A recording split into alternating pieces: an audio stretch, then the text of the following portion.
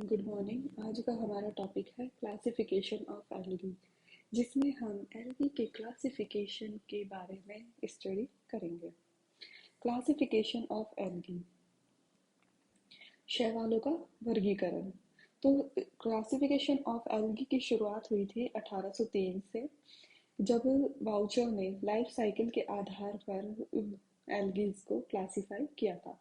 तो सबसे पहले वाउचर ने इन्हें इनके जो जीवन चक्र होता है उसके आधार पर क्लासिफाई किया। दूसरा, फिर उसके बाद में 1824 में अगाथ ने, 1899 में लूथर ने, एंगलर एंड प्रेंटल ने एल्गी के इन्होंने क्लासिफाई किया। फिर उसके बाद एंगलर प्रेंटल ने क्या किया कि एल्गी के पिगमेंट, स्ट्रक्चर और फ्लैजिला के आधार पर क्लासिफाई किया। जो इनका एंगलर प्रेंटल का जो एल्गी को क्लासिफिकेशन करने का जो आधार था वो था एल्गी में उपस्थित कोशिका में जो पिगमेंट मिलेगा वो, उसकी स्ट्रक्चर कैसी है और उसमें फ्लैजिला कितने हैं और किस प्रकार के हैं, इसके आधार पर क्लासिफाई किया। फिर तीसरा, international code of botanical nomenclature के अनुसार लंजर 1956 में एल्गी के लिए निम्न सफिक्स यूज में लिए। डिवीजन के लिए फाइटा, सब डिवीजन के लिए फाइटीना, क्लास के लिए फाइसी, सब क्लास के लिए फाइसीडी, ऑर्डर के लिए एल्स और फैमिली के लिए एसी। तो इस तरह से इन्होंने यह यूज में लिया। तो इस तरह से जब डिवीजन होता है तो उसके नाम के पीछे यह सफिक्स यूज में लिया जाएगा। तो इस तरह से ये सफिक्स इन्होंने दिए जिन्हें क्लासिफिकेशन के टाइम पर यूज में लेते हैं। एल्गी क्लासिफिकेशन प्रपोज्ड बाय फ्रिश, जो सबसे ज्यादा क्लासिफिकेशन पढ़ा जाता है वो फ्रिश का क्लासिफिकेशन है। तो फ्रिश ने 1935 में एल्गी का क्लासिफिकेशन निम्न कैरेक्टर्स के आधार पर किया। तो फ्रिश ने क्या आधार लिया था कि जिसके आधार पर इन्होंने एल्गी को क्लासिफाई किया, उसमें सबसे पहला था थैलस स्ट्रक्चर ऑफ एल्गी, कि एल्गी के जो थैलस है उसकी स्ट्रक्चर कैसी है, थैलस संरचना।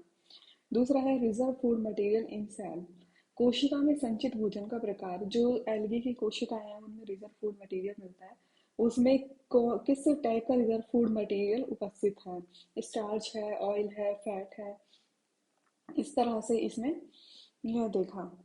Presence of flagella number and type, कि कितने फ्लैजिला उपस्थित है या नहीं है, कशाभिकाएं जो होती है उपस्थित है या नहीं है, या फिर अगर है तो कितने हैं और किस टाइप के उसमें उपस्थित है।